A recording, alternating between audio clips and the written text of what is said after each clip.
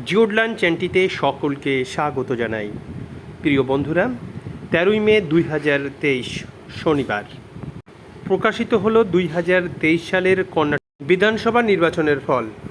Election commission of ইন্ডিয়ার ওয়েবসাইটে দেওয়া তথ্য অনুযায়ী কর্ণাটকে মোট 224টি বিধানসভা কেন্দ্র আছে।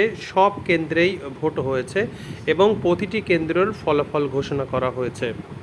প্রকাশিত ফল অনুযায়ী বিজেপি অর্থাৎ ভারতীয় জনতা পার্টি পেয়েছে 66টি আসন, ইন্ডিপেন্ডেন্ট বা নির্দল পেয়েছে 2টি আসন, ইন্ডিয়ান ন্যাশনাল কংগ্রেস পেয়েছে 135টি আসন, জনতা দল সেকুলার পেয়েছে 19টি আসন, অন্যান্যরা পেয়েছে আরও 2টি আসন, মোট 224টি আসন।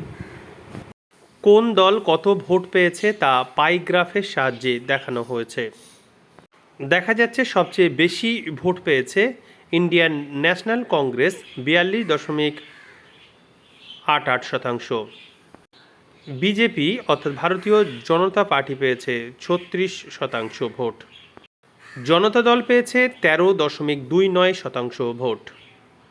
অন্যদিকে আপ পেয়েছে মাত্র 0.58% ভোট, এআইএফবি 0% ভোট, এআই মিম পেয়েছে 0.02% ভোট, বিএসপি পেয়েছে 0.31% ভোট, সিপিআই পেয়েছে 0.02% ভোট, সিপিআইএম পেয়েছে 0.06% ভোট, নোটাতে 0.69% ভোট পড়েছে। সরকার গড়ার জন্য প্রয়োজন 113টি আসন। কংগ্রেস যেহেতু 135টি আসন পেয়েছে, সুতরাং কর্ণাটকের ক্ষমতা থাকছে কংগ্রেসের হাতে। সকলের নজর এখন কর্ণাটকের পরবর্তী মুখ্যমন্ত্রী কে হবেন সেই দিকে।